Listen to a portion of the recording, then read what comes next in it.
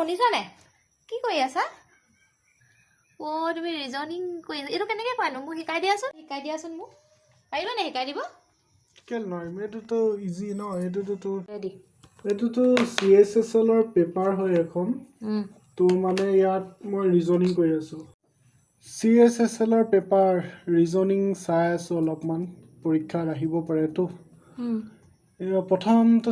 in the following questions select the missing number from the given series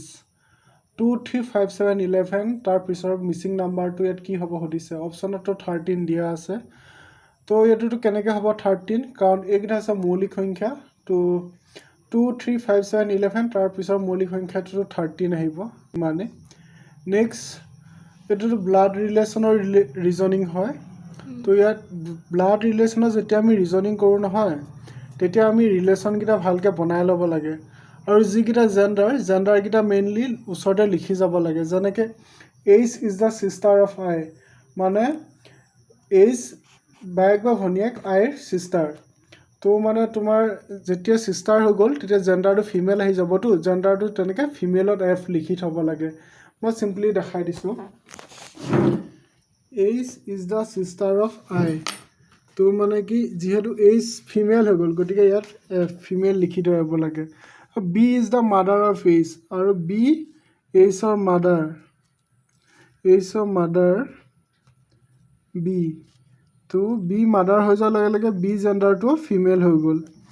তাৰ পৰা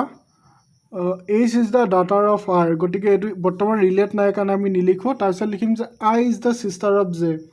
তাৰ পিছত I কাৰ ভনিয়েক J ৰ সিস্টাৰ তো I টো হৈ যাব ফিমেল তাৰ পিছত J is the daughter of R তাৰপিছত J R ৰ জিয়েক তো J obviously ফিমেল হৈ যাব জিয়েক যেতিয়া তো R ৰ daughter তো মানে ইয়াত হদিছে যে how is R related to H এই R আৰু H related to কি হদিছে মানে সম্বন্ধটো কি তো ইয়াটো যেটো সিস্টাৰ জিয়েক গটিকে এই ভনিয়েক কিজনী তো ইয়াৰ জিয়েকে হ'ব ন তো R ফাদাৰ হৈ যাব obviously ফাদাৰ